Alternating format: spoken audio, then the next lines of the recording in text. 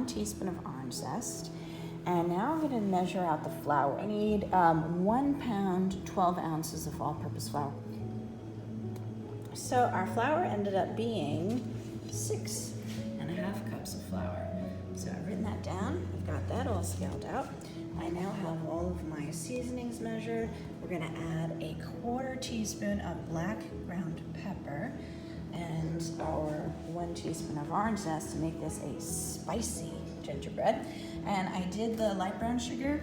8 ounces was 1 packed cup plus 2 tablespoons packed. 1 cup tightly packed.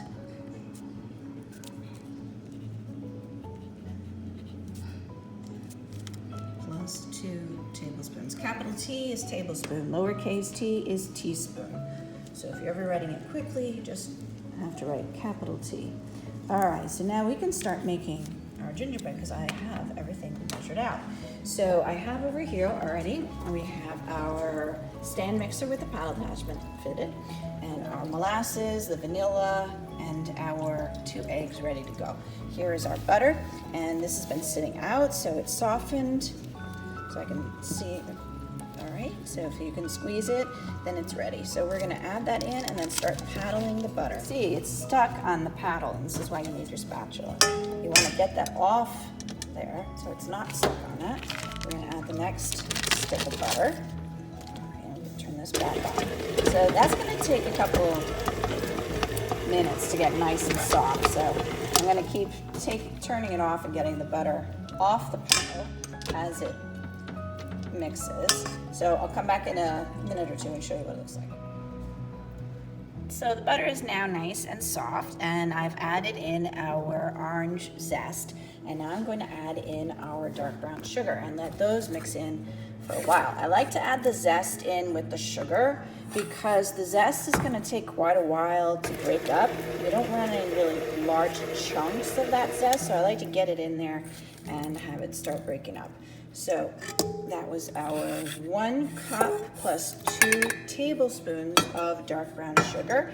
And we're gonna mix that in. Just gonna pulse it for a second to break it up. And then, now, I like to get it really mixed in very well. So that will take a couple minutes, and I'll come back and show you what it looks like.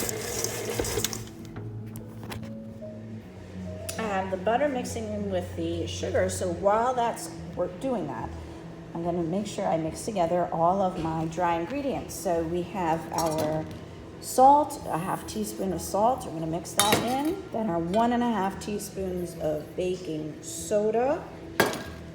Our 1 tablespoon of baking powder. Our 1 tablespoon of ground ginger. 1 tablespoon of ground cinnamon. A 1/2 teaspoon of ground cloves. Oh, it smells wonderful.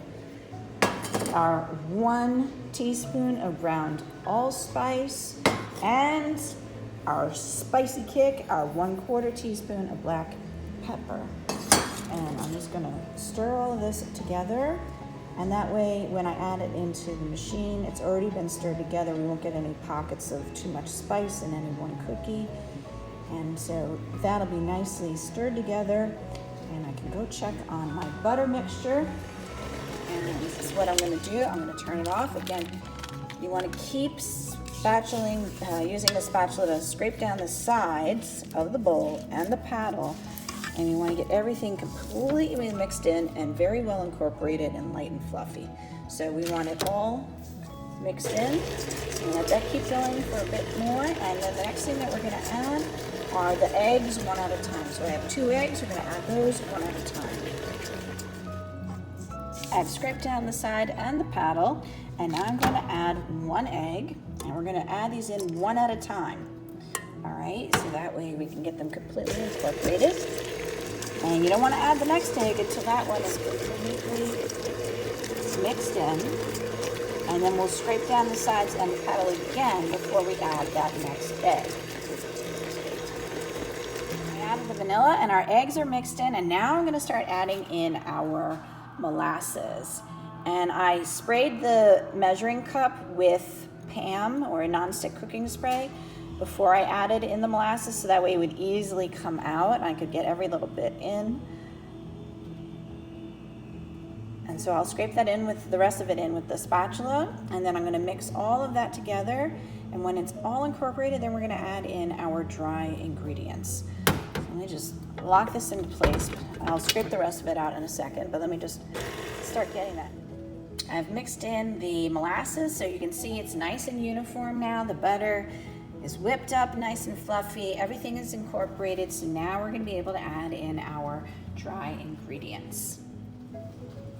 I've added all of the flour, dry ingredients, all of our seasonings, spices. And I'm gonna pulse it on and off because I don't want it to go everywhere. Mixing it until it comes together as a cookie dough. As you can see, it's coming together. So I just want to scrape down the sides and the paddle attachment again. All right, once you see the dough has come together and it's pulling away from the sides, like a solid mass, then you know it's done and it's pretty good. So this is it. Here we go. It's looking great. Now I'm gonna take it out and I'm gonna divide it into 4 batches and wrap them up. Here are 4 packets of dough, and so they're wrapped up. I like to make them a rectangular shape because I like to roll it out as a long rectangle. And also notice the thickness, okay? You don't want them fat or too thick because then it'll take a long time to soften up before you can roll it. But before I do roll it this time though, since we've just made it, I'm gonna put this in the refrigerator and let it chill, probably for an hour, and then I can roll it out and work with it. All right, so here's our dough. We've had it sitting in the refrigerator so it's nice and chilled. And we are gonna now roll it out onto a piece of parchment paper using a little bit of flour and our rolling pin, and then we're gonna cut out these nice fall-shaped cookie cutters. Now I've got our pumpkin and our fall leaf, and we're gonna bake some of these. We're gonna unwrap it. I've put some flour on the parchment paper and a little light dusting on the top, and now we're gonna use our rolling pin to roll it out. Make sure you let the gingerbread dough sit out at room temperature for about 30 minutes before you're gonna roll it out. Otherwise it's gonna be really hard. If you don't have that time, you can just use your rolling pin to bang it like that, and that'll help make it easier to roll out. So we're gonna roll this, and the good thing about using parchment paper is that you can just rotate the paper when you wanna return it. So we're gonna keep rolling it and turning it until it's about a 1/4 inch thick. All right, so you want to roll it out this thick, nice and evenly.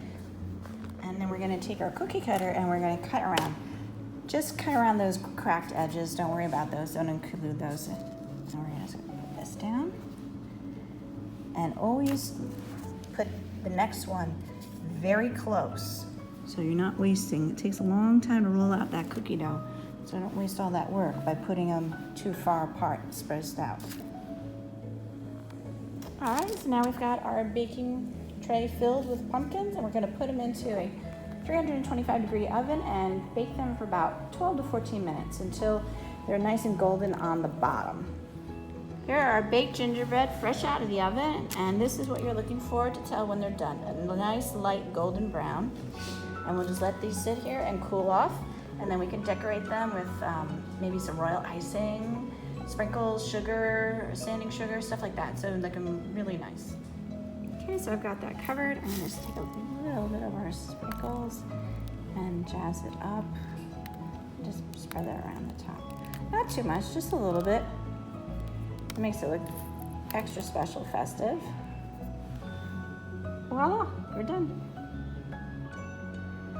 So here we have our Nigerian spiced gingerbread, and we made the pumpkins with this sprinkle set, which is a full sprinkle medley, and I thought it didn't look as great on the red icing. So what I did instead was I created a fall medley of colors out of our sanding sugar.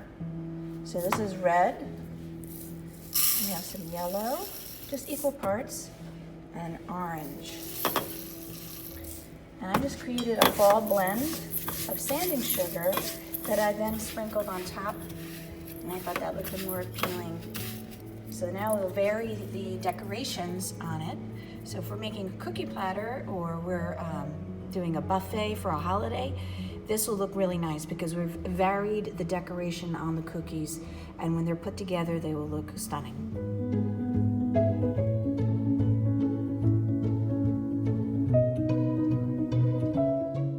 For more recipe demonstrations, please click like and subscribe to Chef Victoria Loves YouTube channel and have fun in the kitchen.